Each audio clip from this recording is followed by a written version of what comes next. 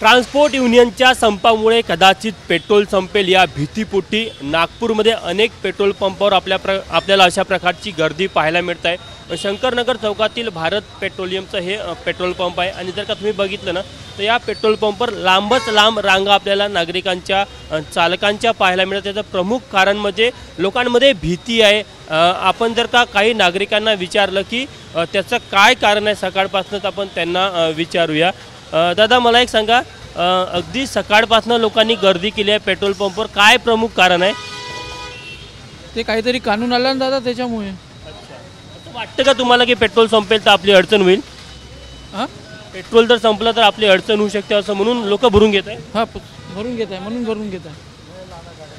जर का तुम्ही या बाजूला बघा, या बाजूला जर का तुम्ही इथनं या बाजूनं इथनं बघितलं दूरवर पाठीमागे तर साधारण चौकाच्या त्या कॉर्नरपर्यंत तुम्हाला फोर व्हीलरच्या लांबच लांब रांगा पाहायला मिळत आहे आणि त्याचं प्रमुख जे कारण आहे की लोकांमध्ये भीती आहे। आणखी काय विचारू, सकाळला इतकी गर्दी आहे, काय वाटतं तुम्हाला, का एकदम सकाळी गर्दी इतके लोक करत आहे? आजकाल काय पेट्रोल एक जीवनावश्यक वस्तू झाली आहे आणि लोकांमध्ये भीती आली आहे की आज स्थायिकमध्ये आपला पेट्रोल 2 दिवस मिळणार नाही, त्यामुळे सगळ्यांनी ते गर्दी केली आहे पेट्रोल पंपावर। संपाचा परिणाम असं आहे हा सगळा? संपाचा परिणाम आहे म्हणजे सगळीकडे हात परिणाम। किती पेट्रोल भरत आहे? मी 2-3 लिटर तरी भरून गेलं का? हां, 3-4 दिवस पुरेल इतकं भरत आहे? पुरे इतकं। आणखी काही लोक आहेत त्यांना विचारूया।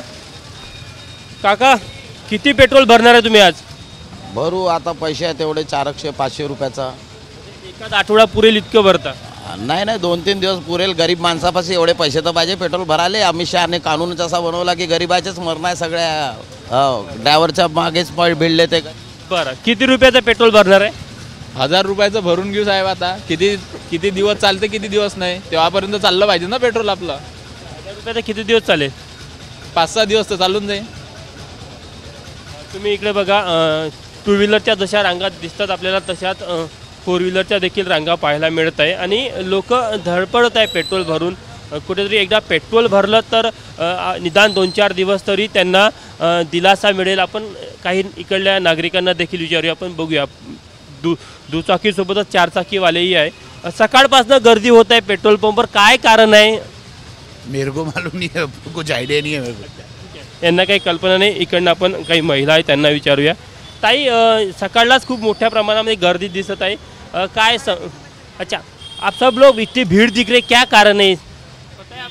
अभी ये जैसे ट्रक का ये चल रहा है उसकी वजह से अभी बंद होने वाला है, तो हम सोच रहे थे गाड़ी में तेल फुल करवा दे ताकि बंद। जबलपुर में वैसे 3 दिन बंद होने वाला है, तो महाराष्ट्र कहीं दूर नहीं है, नागपुर कहीं दूर नहीं है।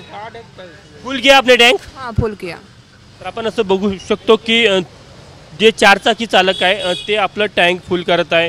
दुचाकी चालक आहे ते साधारण 1000 रुपयाचं असेल, कोणी 500 रुपयाचं असेल, आपल्या परिस्थितीनुसार भरत आहे। त्यामुळे निश्चितच नागरिकांमध्ये एक भीतीचं वातावरण आहे। कुठेतरी हा संप लवकर मिटावा आणि नागरिकांना दिलासा मिळावा अशी देखील त्यांची मागणी आहे। मात्र निश्चितच जर का हा संप पुढे चिघळला तर निश्चितच अत्यंत भीतीची परिस्थिती म्हणा किंवा अत्यंत अतितटीची परिस्थिती आपल्याला नागपूरसह राज्यात आणि देशात पाहायला मिळू शकते।